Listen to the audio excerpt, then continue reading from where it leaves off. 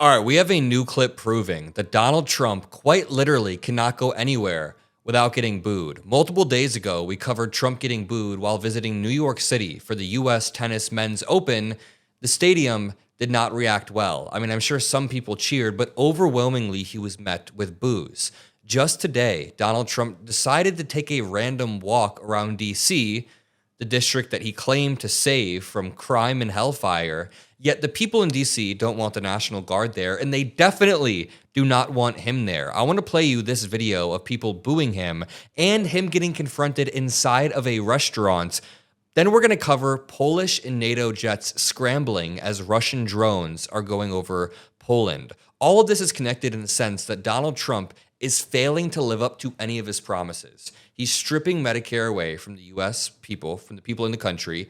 He's arresting people illegally. He goes around and gets booed because he can't end either the invasion and the starvation of Gaza, and he can't end what's going on in Ukraine. In fact, it's escalating. So yeah, he deserves to get booed in this manner. And there's one MAGA woman like with a hat who's screaming, but overwhelmingly you will hear boos throughout the clip.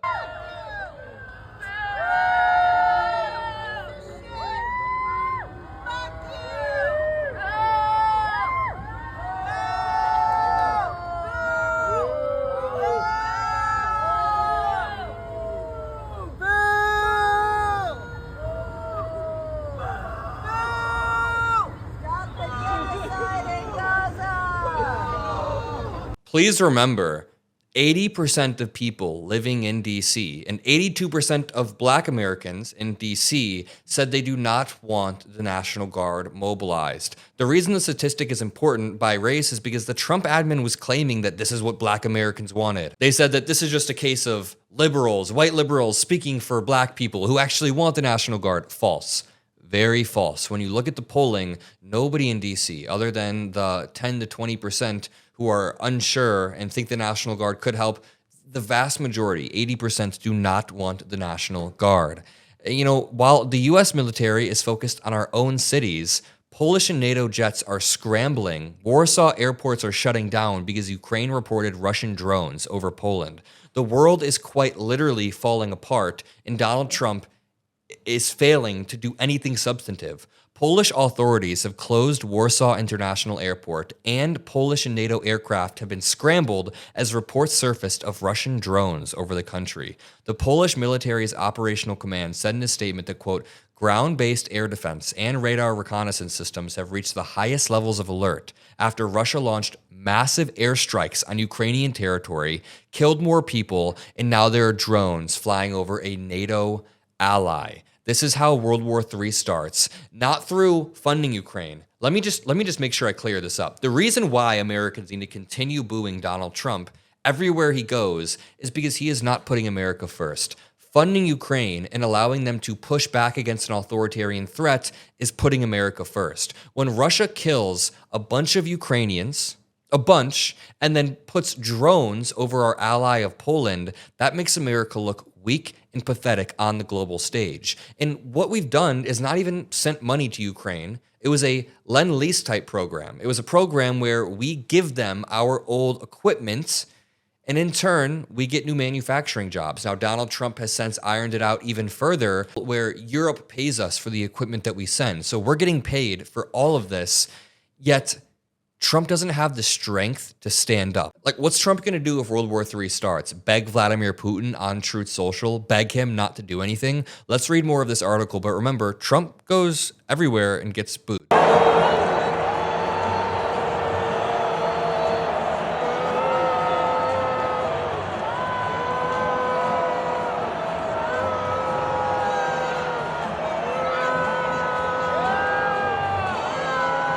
I hear massive booing the moment Donald Trump pops on screen. He tries to smile through it, but you can't.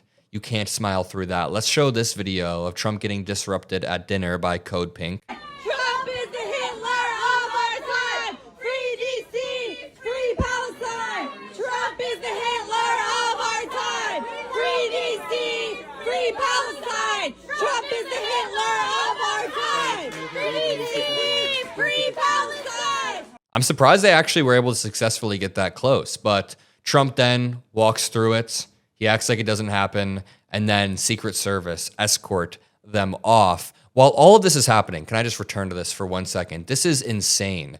Earlier, Ukraine Air Force said on Telegram that drones were heading west and threatening the city of Zamość in Poland, Reuters reports. It was not immediately clear how many drones were in Poland's airspace. Ukrainian media reported that at least one drone was heading towards the western Polish city of Rzeszów.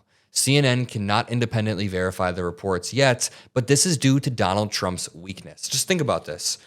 The word of the United States president means a lot. When Donald Trump said that there would be a severe consequence, he said severe consequences if Vladimir Putin does not successfully sign a ceasefire deal after their Alaska summit. Going out of that summit, Trump got no concessions. In fact, he conceded more to Putin. He was lied to about election fraud that he then repeated, and he allowed Putin to go back to the killing. Now we see killing throughout Ukraine. We see people being bombed, civilians being killed on a daily basis. The same thing in Gaza, but it's a whole different story there because Trump is being dog-walked by Netanyahu in a slightly different way.